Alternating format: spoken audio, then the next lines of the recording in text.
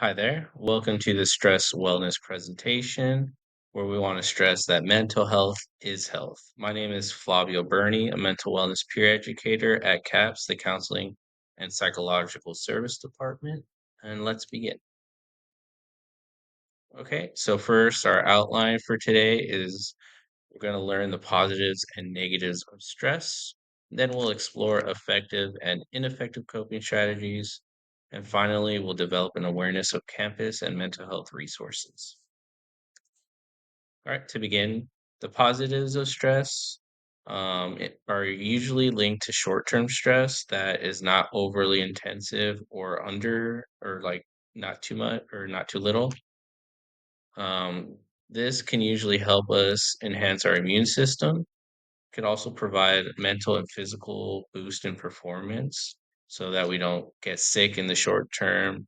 And if we need to take a test that is difficult, we are able to do so well. And if we have some physical performance, like if we're an athlete, we're able to um, do it at an elevated rate and performance. It's also very useful and originally used as a survival mechanism because our stress kind of sees um, perceives like an immediate threat within our environment, such as like lions, tigers, and bears, and it tells us to activate to go, run, fight, flight, whatever it may be.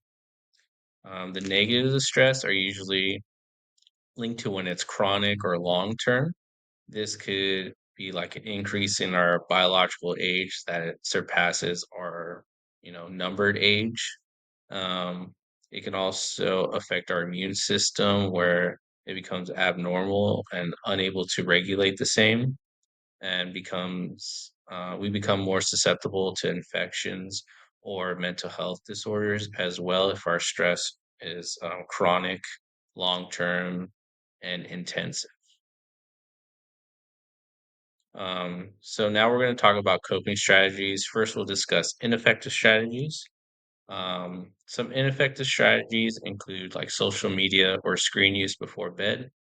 The reason this is ineffective is because usually it disrupts our circadian rhythm and our melatonin systems become dysregulated and we go to bed like maybe a little later and we kind of disrupt that cycle that is more natural for us, causing more stress to compound because we're not getting enough sleep.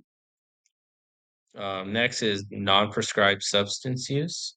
Um, this can just disrupt our chemical balance in our bodies and also just in the long term add more stress if we're not addressing it correctly. Procrastination is another ineffective coping strategy because it just piles on all the stress into when you actually start doing it if you're like studying for an exam, you know. Um, Another one is excessive amounts of sleep. So when we get too much sleep, it could be a sign of something else. So we just want to make sure that we are addressing that to see causing us to be so stressful that we're just instead of addressing it or talking to somebody about it, that we're just sleeping through it. Um, Another form is isolating from friends and family. We are social beings, so we want to make sure that we stay connected to people. And then finally is emotional eating. Um, this is pretty self-explanatory, where you just kind of indulge in maybe junk food to kind of like fill the void of stress. All right, now let's talk about effective strategies. Some effective strategies. One advice you can think of comes from like maybe like a Disney Channel grandma, because not everyone may have like a grandma to gain advice from or a grandma that will give healthy advice. So if you think of like a Disney Channel grandma that she'll tell you to sleep well, make sure you eat and exercise in moderation, engage in activities that help you feel relaxed and rested. So it's a good way of thinking, um, just to start off with. Another effective strategy is usually grounding. This could be done in a couple different ways. One is just spending time in nature, maybe going on a walk or sitting by a tree can be very helpful. Another grounding technique that you can incorporate is the 5, 4, 3, 2, 1 technique.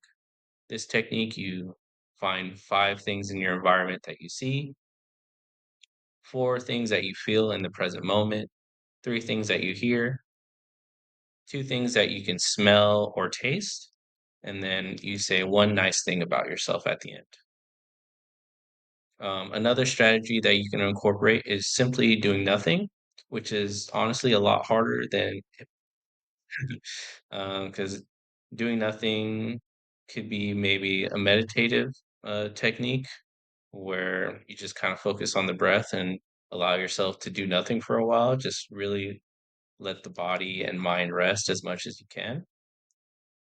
Another strategy that you can think about incorporating is putting all your to-do items in one place, like on a notes app or written down on a piece of paper, so that you can separate that so that it's easier to kind of compartmentalize what you need to do and you can kind of put it away when you need to rest.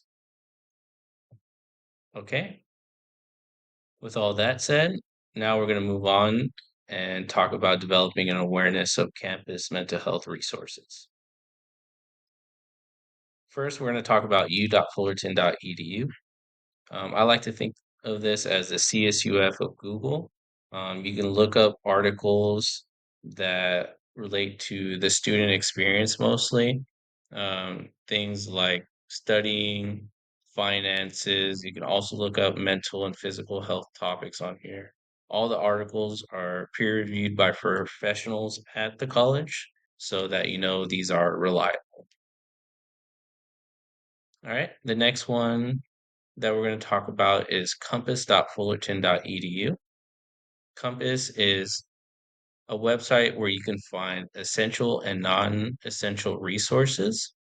So what that looks like is you can find information about local hospitals or shelters. You can also find on-campus resources such as um, information on CAPS, for instance, or basic needs, um, or the pantry. There's a lot that you can find on here if you're looking for some resource. This is a great place to start. All right, now I'm going to talk about the CAPS Wellness Room. This is available to all students at Cal State Fullerton.